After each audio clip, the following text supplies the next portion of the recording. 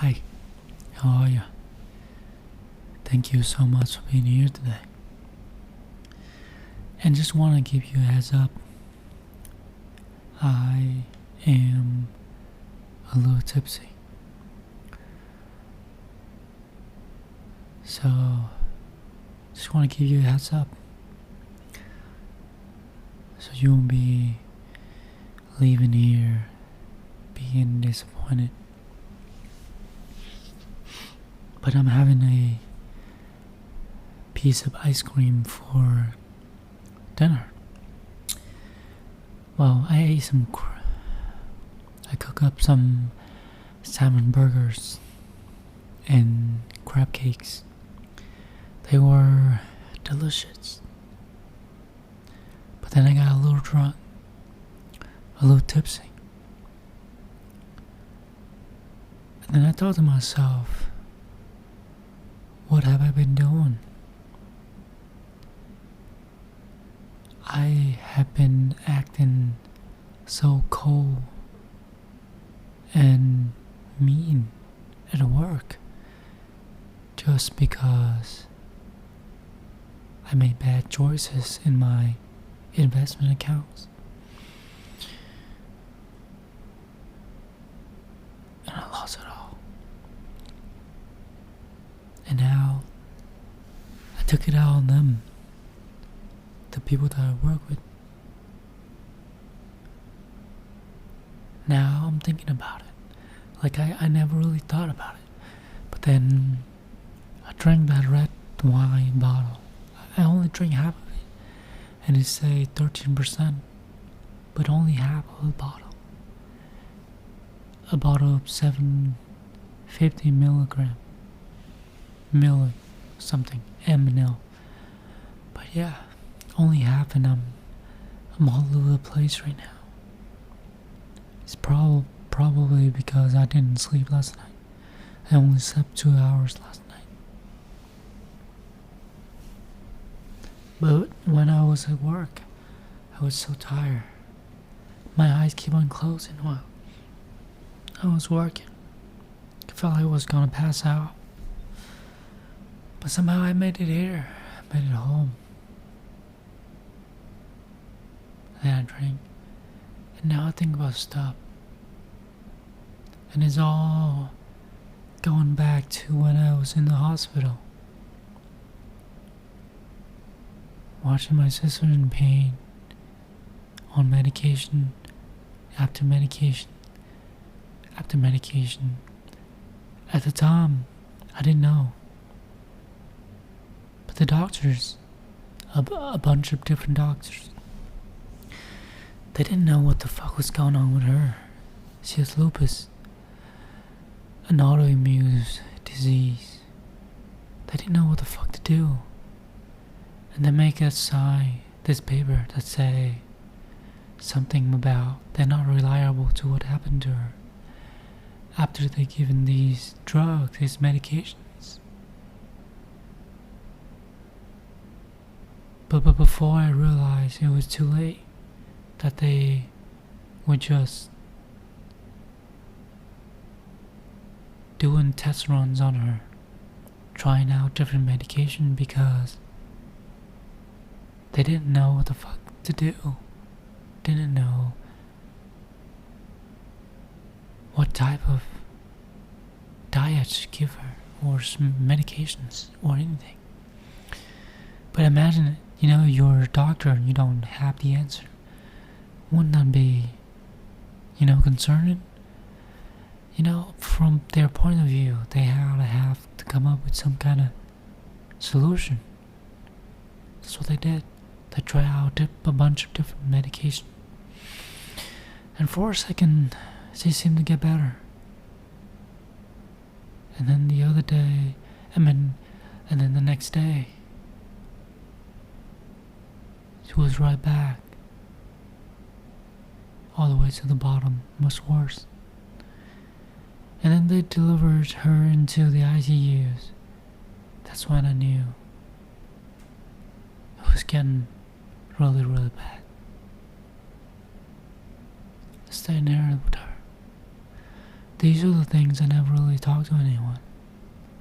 These are the things that I kept inside all these times, all these years.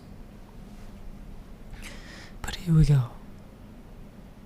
Maybe these alcohols wasn't bad after all.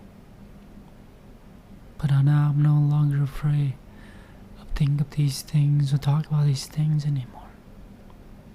And yes, I was in that ICUs, and you know, on that floor they only allow one visitor, one person to stay with the patient. I was in there watching her unconscious, laying in bed, with all these bags of liquid hooked up to her veins. No, not knowing what those things are, but hoping that they're gonna help her. And I was just sitting there, hoping that she'll get better.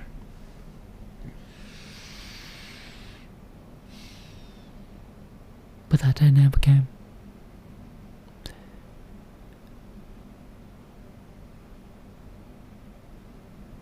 But I told her I was gonna buy a car. I was gonna buy a new car, and this car I was hoping, I was waiting in line for so long to get this car, and I did. They sold it to me. I flew to Washington DC to pick it up and drive home, and it only took one day. I left, and on my way back, I got a call from my sister saying that the doctor told us to come in. No matter what happened, just come in and say the last words to her. On my way back, 3-4 hours away from that hospital, I didn't know what to say. I realized that I made a terrible decision on leaving her at this time of her life. I thought she was getting better. I thought she was recovering. That's what the doctor said.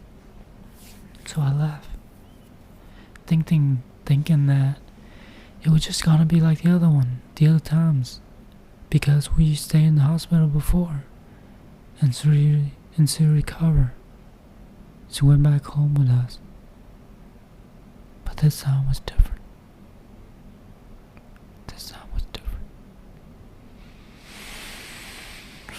And then I sped up. I drove faster and faster, hoping that I would make it there on time. 34 hours later, I made it to the ICU. And for the first time in a long time that those people, the hospital let so many people in the ICU at one time. When I walk up to her room, I saw all of my relatives, mom, dad, sister, brother-in-laws, aunts, auntie, uncles, nephews, nieces. They were all standing out in front of the door. They were all having their hand up like this, praying. They were praying and praying and praying. And as I was walking up there, and I turned myself, and I look into her room, and there were like 4 or 5 doctors, and I don't know how many nurses was in there. I don't know, I lost count. There's so many of them. And one of the nurses was on top of her, trying to push her chest. Push and push and push and push and push. and then they will have a pulse, and then it will come. They'll have a pulse, the pulse will come up, and then it will go in a straight line again and again. And that was the last rules. They use that metal thingy. They do it. They hit it. They hit it again. And then I saw some spiking on the monitor. Some spiking instead of a straight line. One last hop. And then it was a straight line. There were like 4, 5, 6 different tubes going into her mouth, trying to save the lung, the kidney, I don't know what else, but they say everything is failing. Every organ, every one of her organ was failing. They were trying to save her the best they could. I walk inside and stand next to her bed, watching her laying there lifeless, with foam coming out of her mouth.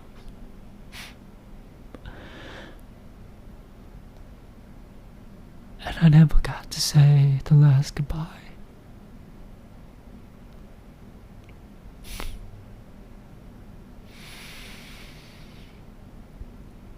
And I told myself that one day I'll come back to this.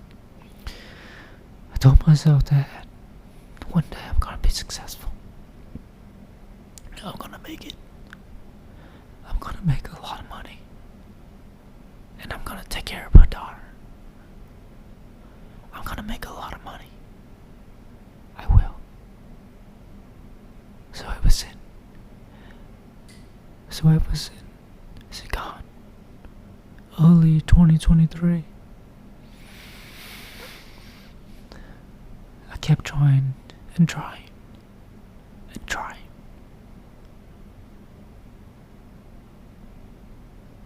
But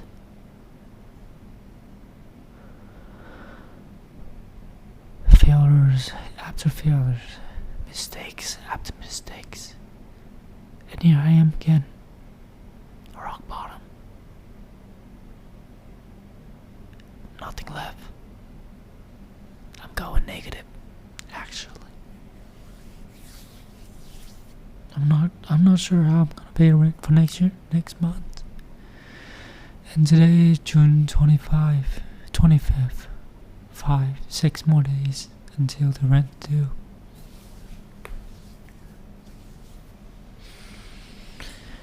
And I realized that all these years I've been trying to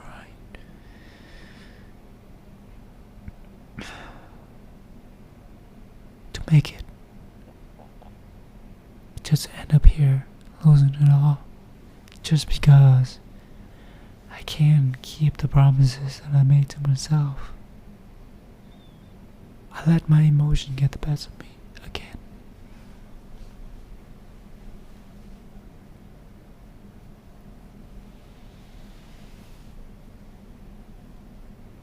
Now here I am, drinking wine after work, hoping that it will numb myself from thinking of all these things. Because in my eyes, the stock market was the only key to my escape, to my freedom. And now it's gone. But I knew the right answer all along. But I couldn't find the patience, the time. And here I am, facing the consequences.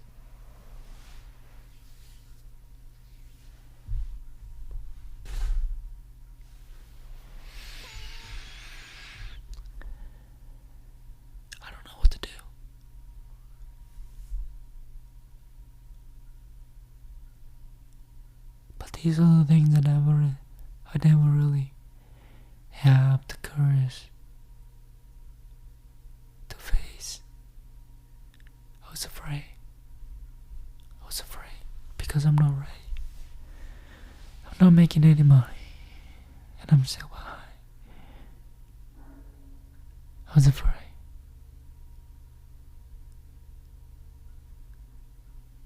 Afraid that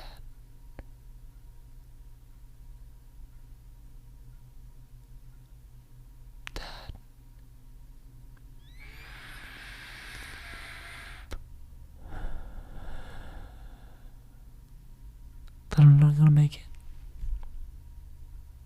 And here comes reality. It's right in front of my face.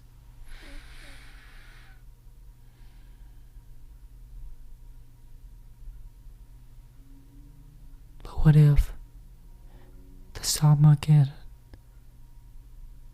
wasn't the only key to my freedom, to my peace and contentment?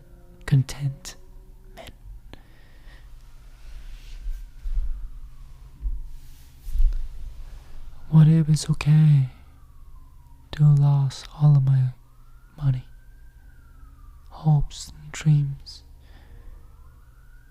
What if it's okay to lose?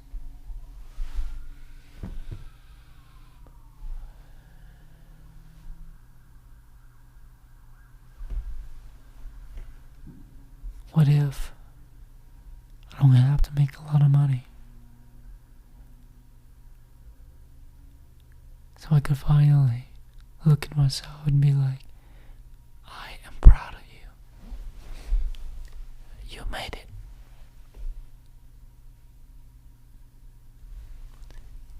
What if I don't need that?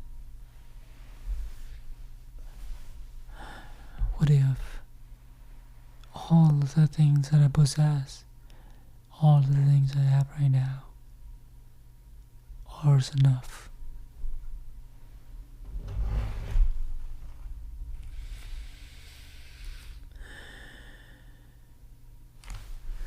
But I'm gonna leave that to you to decide for yourself. Because I'm working on it too. Thank you so much for listening, and I hope it wasn't too bad. It wasn't too hard to listen to or follow. But thank you so much for listening, and I hope I'll see you on the next one.